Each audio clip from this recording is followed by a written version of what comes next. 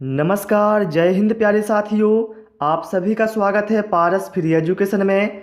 आज इस क्लास में हम के लिए हिंदी के महत्वपूर्ण प्रश्नों को सिलेबस के अनुसार पढ़ने वाले हैं, जिसमें आपके हिंदी व्याकरण के साथ साथ हिंदी पेडागोजी और आपठित गद्यांश भी आपको यहाँ पर देखने को मिलेगा। इसलिए आप सभी से रिक्वेस्ट है वीडियो कंप्लीट देखें।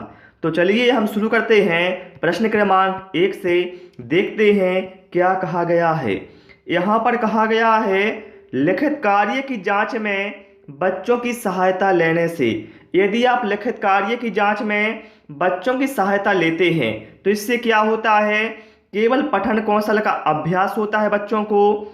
बच्चे ज़्यादा गलतियां ढूंढना सीख जाते हैं। बच्चों को दूसरों के हस्तलिखित सामग्री को पढ़ने के अवसर और अवलोकन क्षमता के विकास का अवसर मिलता है, या फिर बच्चे दूसरों के विचारों से परिचित होते हैं।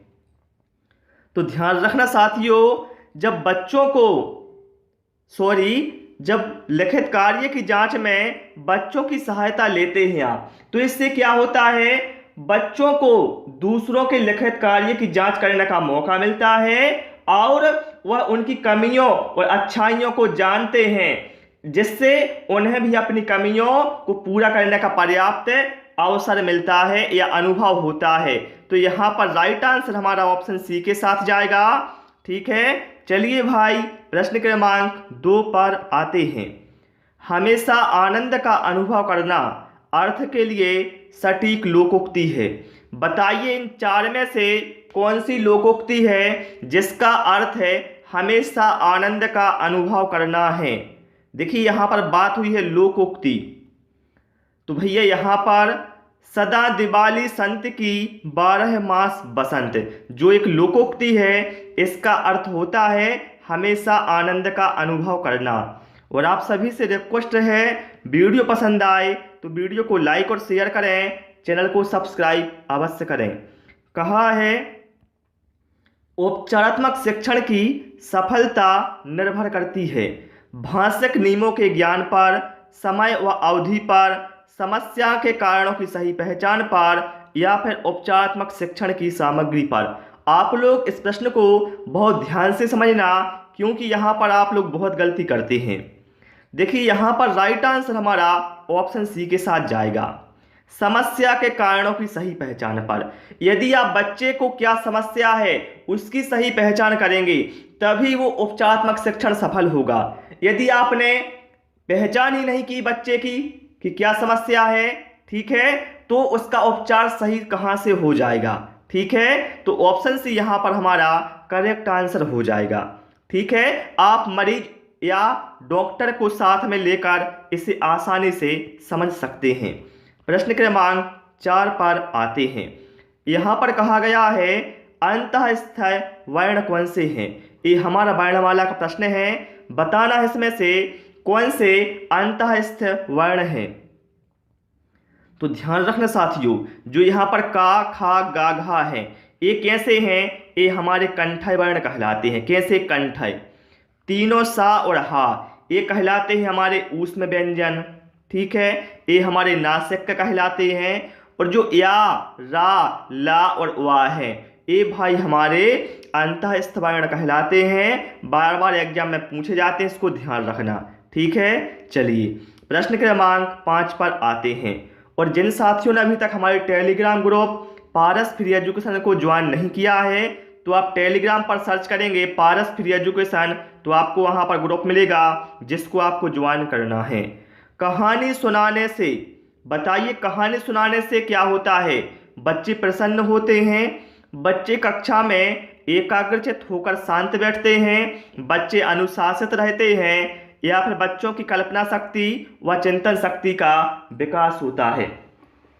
तो देखिए साथियों, कहानी सुनाने से बच्चों की कल्पना शक्ति व चिंतन शक्ति का विकास होता है, क्योंकि जब आप बच्चों को कहानी सुनाते हैं तो कहानी सुनते समय बच्चे उसी परिधि में सोचना शुरू कर देते हैं। ठीक है, चलिए यहाँ पर राइट आंसर हमारा ऑप्शन डी के साथ जाएगा। प्रश्न क्रमांक 6 पर आते हैं। क्या कहा गया है, दिए हुए शब्दों में भिन्न अर्थ वाला शब्द कौन सा है। बताएंगे आप लोग। यहाँ पर इन चार में से कौन सा भिन्न अर्थ वाला शब्द है? तो देखिए यहाँ पर मृगराज, मृगेंद्र और व्याघ्र, ये तीनों किसके पर्यायवाची हैं? इस शेर के पर्यायवाची हैं। ठीक है, लेकिन जो तुरंग है ये यहाँ पर भिन्न अर्थ वाला है। तुरंग क्योंकि भाई घोड़ा का पर्यायवाची होता है। ठीक है, चलिए तो यहाँ पर राइट आंसर हमारा क्या हो गया? Option A. प्रश्न क्रमांक 7 पर आते हैं। कविता शिक्षण की विधि है कौशल विधि, लेखन प्रणाली, अर्थबोध प्रणाली या फिर अक्षर प्रणाली।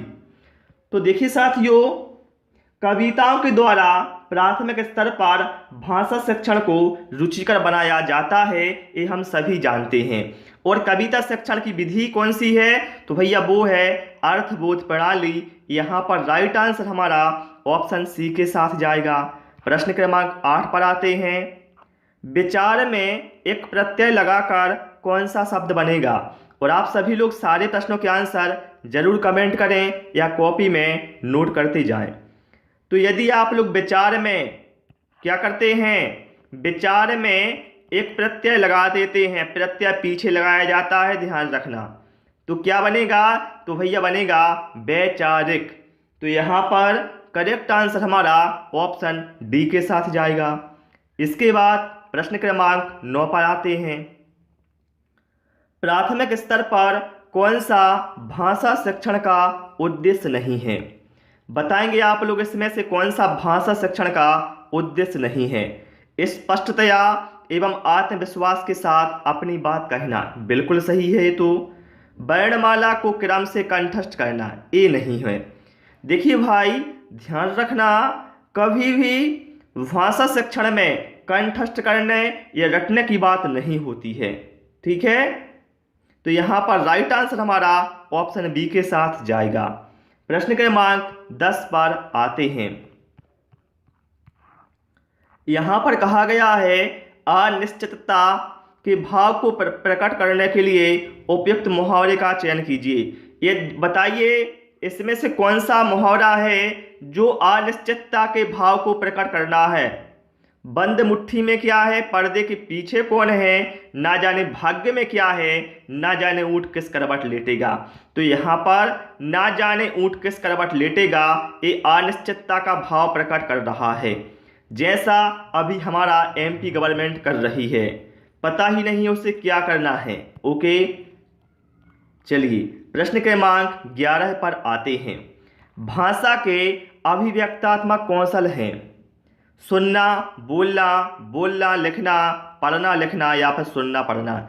देखिए अभिव्यक्तात्मक कौशल मतलब क्या है? जिनके द्वारा आप अभिव्यक्त करते हैं। जैसे आपको भाई कोई बात व्यक्त करना है तो आप कैसे करेंगे?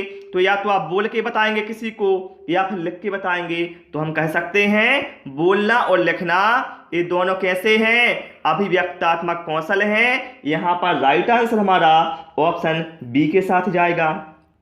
ठीक है, और एक होते हैं ग्रहणात्मक कौशल।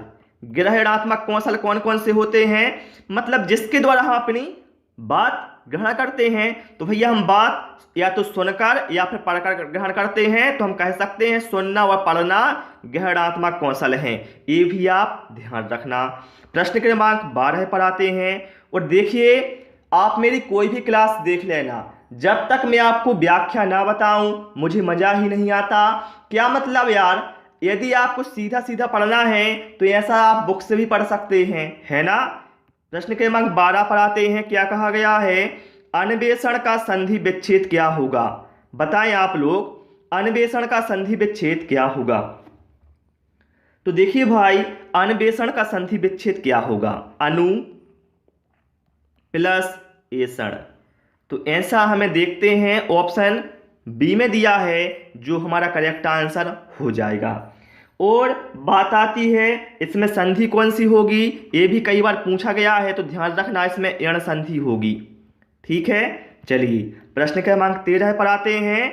और सभी लोगों से रिक्वेस्ट है जो भी वीडियो को देख रहे हैं, वीडियो को भाई लोग आप शेयर अवश्य करें। कहा गया है हिंदी भाषा में वे ध्वनियाँ जो स्वतंत्र रूप से बोली या लिखी जाती हैं उन्हें क्या कहते हैं? स्वर, व्यंजन, वर्ण या फिर अक्षर।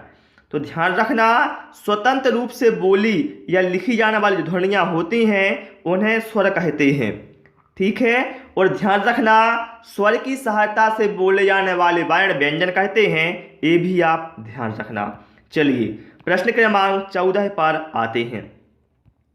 पाठ में दिए गए चित्रों का क्या उद्देश्य होता है? आप लोगों ने देखा होगा जो बुक होती हैं उसमें पाठ में क्या चित्र भी दिए रहते हैं, तो इसका उद्देश्य क्या होता है? चित्रों से पाठ्य पुस्तक आकर्षक बनती है, ये बिल्कुल सही नहीं बैठ रहा है। चित्र पाठ की शोभा बढ़ाते हैं, पाठ्य पुस्तक में चित्र देने का प्रचलन है, ऐसी बात नहीं है। चित्र अमूर्त संकल्पना को समझने में सहायता करते हैं। यहाँ पर क्या है? चित्र अमूर्त संकल्पना को समझने में सहायता करते हैं, ये बिल्कुल सही है। जैसे मान लो एक चित्र में आपको, जैसे कहानी में है जंगल की बात हो रही है और उसमें आपको बहुत सारे जानवर चित्र में दिए हैं, तो आप अनुमान लगा लेंगे जंगल में जानवर रहते हैं, है ना। मतलब क्या है? अमूर्त संकल्पना को आप आसानी से समझ सकते हैं चित्रों की सहायता से। प्रश्न क्रमांक 15 पर आते हैं। कौन सा शब्द जंगल का पर्यायवाची शब्द नहीं है? बताएंगे आप लोग कौन सा शब्द जंगल का पर्यायवाची नहीं है। तो यहां पर हम देखें भाई, अटवी, कांतार और कानन, ये सभी क्या है? जंगल के पर्यायवाची होते हैं। देखिए, जंगल, वन, कानन, अरण्य, विपिन, कांतार, अटवी, ये क्या है? जंगल के पर्यायवाची होते हैं। लेकिन जो कांता है भाई, कांता जंगल का पर्यायवाची नहीं होता है, कांता होता है स्त्री का पर्यायवाची। ठीक है, ये आप लोग ध्यान रखेंगे। चलिए हम आते हैं इसके बाद नेक्स्ट प्रश्न पर। अब भाई हमारा आपठित पद्यांश आ गया है। ठीक है, तो सबसे पहले हमें आपठित पद्यांश को ध्यानपूर्वक पढ़ना है, फिर इसके बाद 6 प्रश्न हैं, तो 6 प्रश्नों को उत्तर हमें इस पद्यांश को पढ़कर देना है। यहां पर कहा भी गया है निम्नलिखित पद्यांश को ध्यानपूर्वक पढ़कर इस पर आधारित प्रश्नों को उत्तर दीजिए। तो चलिए पद्यांश को पढ़ते हैं। क्या है? मेघ आए बड़े बन ठन के सवर के, आंगे आंगे नाचती गाती बयार चली, दरवाजे खिड़कियां खुलने लगी गली गली, पाहुन ज्यों आए हों गांव के शहर में। पाहुन का मतलब होता है मेहमान। ठीक है, मेघ आए बड़े बन ठन के सवर के, पेड़ झुक झांकने लगे गर्दन उचकाए, आंधी चली धूल भागी घांगरा उठाए, बाकी चितवन उठा नदी ठिठकी घूंघट सरके। मेघ आए बड़े बन ठन के सवर के, बन ठन के मतलब होता है सज सवज के, मतलब सज धज कर आए हैं। फिर क्या है? बूढ़े पीपल ने आगे बढ़कर जोहार की। जोहार का मतलब क्या होता है? झुककर नमस्कार करना। बरस बाद सुधे ली नहीं। देखिए, यदि मैं इस पद्यांश को लय से नहीं पढ़ पा रहा हूं तो माफ करना मेरे को, मैं आराम से इसलिए पढ़ रहा हूं जिससे आप कुछ साथ साथ समझते भी जाएं आप लोग। फिर क्या है?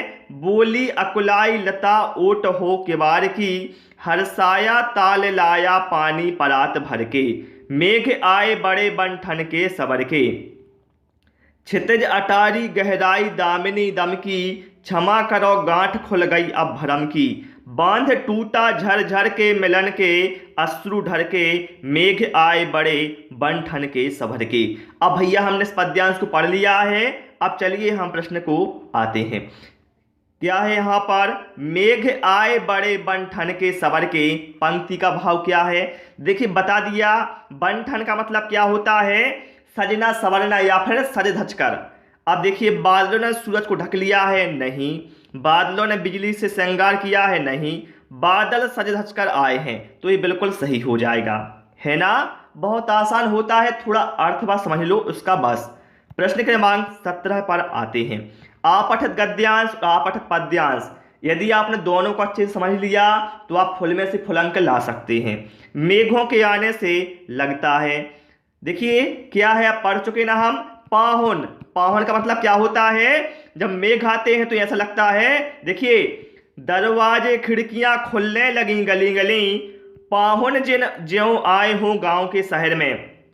पाहुन का मतलब होता है मेहमान, मतलब ऐसा लगता है जैसे मेहमान आए हों गांव के शहर में। ठीक है, तो यहाँ पर क्या होगा, मानो गांव में शहर से मेहमान आए हैं। ये बिल्कुल यहाँ पर करेक्ट आंसर हमारा हो जाएगा। ओके, चलिए प्रश्न क्रमांक 18 में क्या है, बरस बाद सुध लीन्ही।